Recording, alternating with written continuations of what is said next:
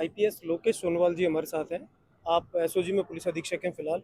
Sir, SOG ताबड़तोड़ कार्रवाई कर रही है जो एसआई भर्ती परीक्षा है और जो पेपर लीक के जो दूसरे मामले हैं उन पर, तो किस तरह की प्रक्रिया चल रही है इस समय? आदरणीय श्री भजनलाल जी के मुख्यमंत्री बनते ही जी 15 दिसंबर 2023 को उन्होंने आदेश जारी किया। जो पिछले 5 वर्ष से राजस्थान के अंदर पेपर लीक और पेपर में जो फर्जीवाड़ा हो रहा था, परीक्षाओं में जो फर्जीवाड़ा हो रहा था और लाखों युवाओं के साथ छल हो रहा था, उसको निराकरण के लिए, उसके खिलाफ कार्रवाई करने के लिए 15 दिसंबर 2023 को एक आदेश जारी करके श्री वीके सिंह साहब के नेतृत्व में एक एसआईटी का गठन किया गया। जी उसमें डीआईजी साहब भी हैं, एसपी साहब, एसपी भी हैं और तमाम अधिकारी भी हैं। उनके द्वारा जो कार्रवाई की गई, पहला तो लक्ष्य था अब कोई पेपर आउट नहीं होना चाहिए। तो आप देखिए, एसआईटी के गठन के पश्चात राजस्थान में करीब 250 के आसपास परीक्षा हुई है, एक में भी परीक्षा में पेपर आउट नहीं हुआ।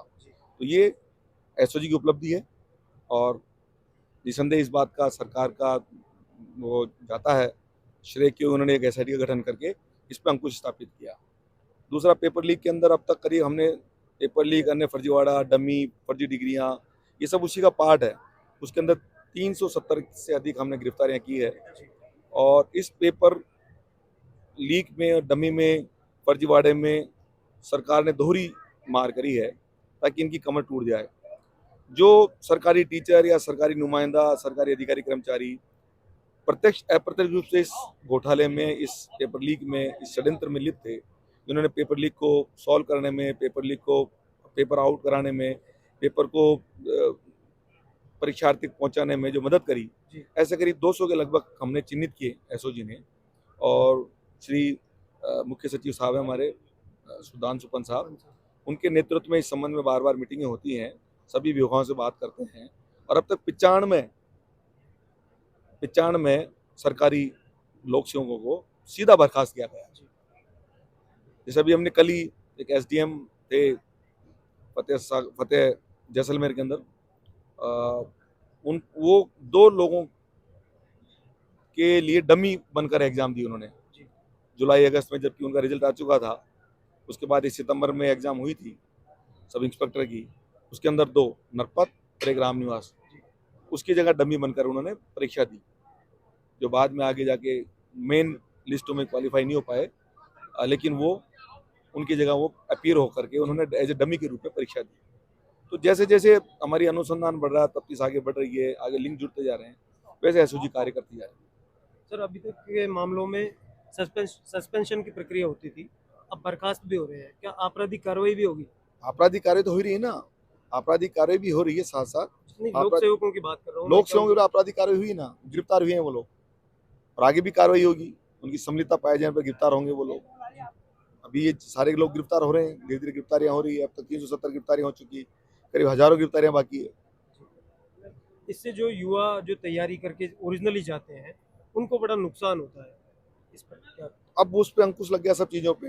निसंदेह उनको नुकसान था, उनका मनोबल टूटा हुआ था, निराशा का भाव जागृत थी, वो बार बार परीक्षा दे के हताश होकर बैठे थे और उन युवाओं को स्फूर्ति मिलेगी, उन जो मेधावी हैं, जो अपनी मेहनत करके मुकाम हासिल करते हैं।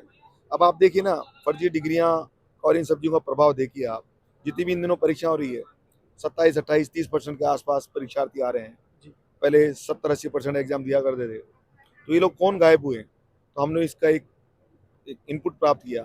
तो जिन लोगों के पास फर्जी डिग्रियां हैं, प्राइवेट यूनिवर्सिटीज लेके आए थे, हमने 2-2 वीसी गिरफ्तार किए, आरपीएससी के 2-2 मेंबर गिरफ्तार किए हमने, एसडीएम भी गिरफ्तार हो रहे हैं। तो इतनी बड़ी गिरफ्तारियां हो रही हैं और अनेक गिरफ्तारियां बाकी है। तो इन लोगों के खिलाफ जो कार्रवाई की जा रही है, उससे एक राजस्थान में माहौल बना है कि अब राजस्थान में पेपर लीक नहीं होगा, या जो भी इस प्रकार की हिम्मत करेगा, कोशिश करेगा, पकड़ा जाएगा। सर, आप पुलिस के दिग्गज अधिकारी हैं।